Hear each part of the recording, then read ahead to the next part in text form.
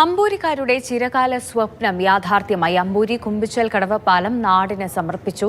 കേരളത്തിലെ അണക്കെട്ടിന് കുറുകെയുള്ള ഏറ്റവും നീളം കൂടിയ പാലമാണിത്. പാലം കൊണ്ടുവരുവാനായി പ്രയത്നിച്ച എല്ലാവർക്കും നന്ദി പറയുകയാണ് ഒരു നാട്.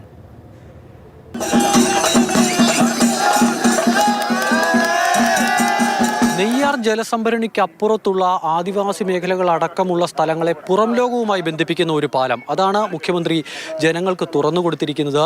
2020 പണിയാരംഭിച്ച പാലമാണ്. കിഫ്ബിയിൽ നിന്നടക്കം 23 കോടി രൂപ ചിലവഴിച്ചുകൊണ്ട് 253.4 മീറ്റർ നീളവും 11 മീറ്റർ വീതിയിലുമാണ് ഈ പാലം പൂർത്തീകരിച്ചിരിക്കുന്നത്. സർവീസ് റോഡ് അടക്കമുള്ള മറ്റ് ക്രമീകരണങ്ങളും ഒരുക്കിയിട്ടുണ്ട്. ഈ പാലം പൂർത്തിയാകുന്നതോടെ ഒരു നാടിൻ്റെ വലിയ ദുരിതത്തിനാണ് പരിഹാരമാകുന്നത്.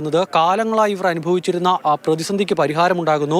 പൊതുസമൂഹവുമായി യാതൊരുവിധ ബന്ധവുമില്ലാതെ ഒറ്റപ്പെട്ട് കിടക്കുന്ന അവസ്ഥയിലായിരുന്നു ഇവിടുത്തെ പല മേഖലകളും ഉണ്ടായിരുന്നത്. സ്കൂളിൽ പോകാൻ പ്രായമായ സമയം തൊട്ടേ ഈ വള്ളത്തിലാണ് കയറി അക്കരെ പോകുന്നതും വരണതും, സ്കൂൾ പഠിക്കാൻ പോണതും വരണതും, പിന്നെ റേഷനെ കൊണ്ടുവരുന്നതെല്ലാം ഈ വള്ളം വഴിയായിരുന്നു. ഭയങ്കര ബുദ്ധിമുട്ടിയാണ് ഞങ്ങൾ ഇവിടെ ജീവിച്ചത്. ഇപ്പം ഈ പാലം വന്നതോടെ ഞങ്ങൾക്ക് വളരെ ഉപകാരമാണ് ഈ പാലം. ഇപ്പോൾ ടൂറിസ്റ്റുകാർ വരും, ബസ് വരും, പിന്നെ പല വണ്ടികൾ നമ്മളെ വീട്ടിൽ. പാലം പണി പൂർത്തീകരിച്ച് ജനങ്ങൾക്കായി മുഖ്യമന്ത്രി അത് തുറന്നു കൊടുക്കുമ്പോൾ നാട്ടുകാർ മാതൃഭൂമിയുടെ ഈ വിഷയത്തിലെ ഇടപെടലിനെ പറ്റിയും നിരന്തരമായി പറയുന്നു. ഇന്നാണെങ്കിൽ മാതൃഭൂമി ഒരു പ്രത്യേക സ്പെഷ്യൽ പതിപ്പ് നമ്മുടെ ഒന്നും സഹായം കൂടാതെ ഒരു സ്പെഷ്യൽ പതിപ്പ് തന്നെ ഇറക്കി സഹായിച്ചവരാണ്. നമ്മുടെ ഇപ്പോഴത്തെ MLA തീർച്ചയായിട്ടും അദ്ദേഹത്തിൻ്റെ ഒരു സ്ഥാനം ഒരു വലിയ പങ്ക് വഹിക്കുന്നതാണ്.